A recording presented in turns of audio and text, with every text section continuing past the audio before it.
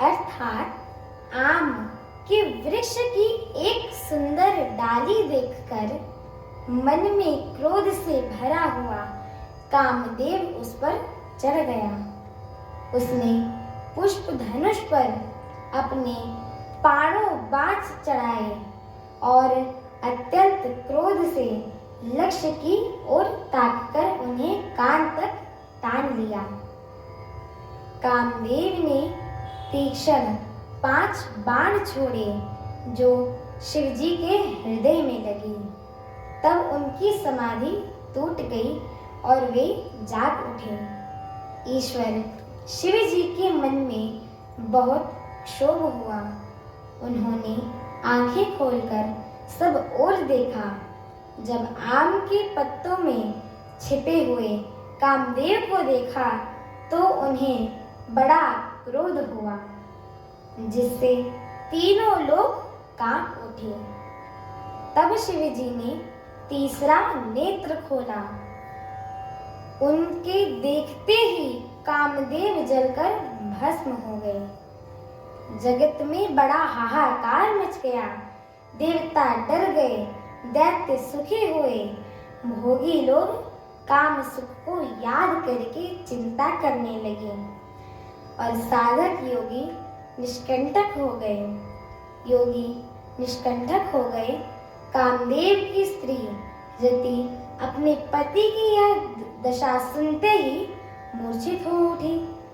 रति चिल्लाती हुई, रोती हुई और भांति भांति से करुणा करती हुई वह शिव जी के पास गई।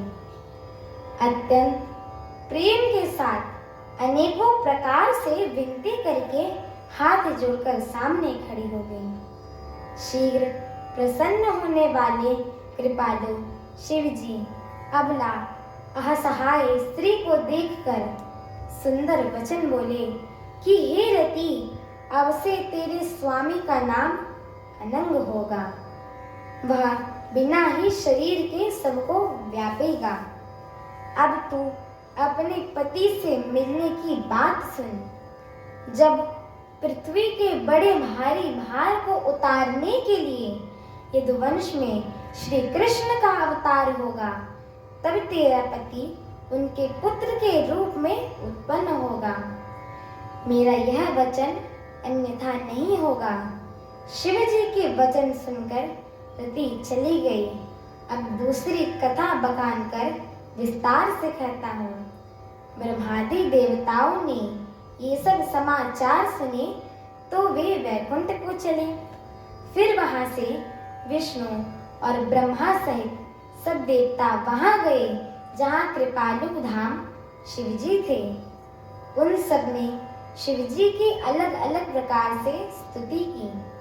तब शशिभूषण शिवजी प्रसन्न हो गए।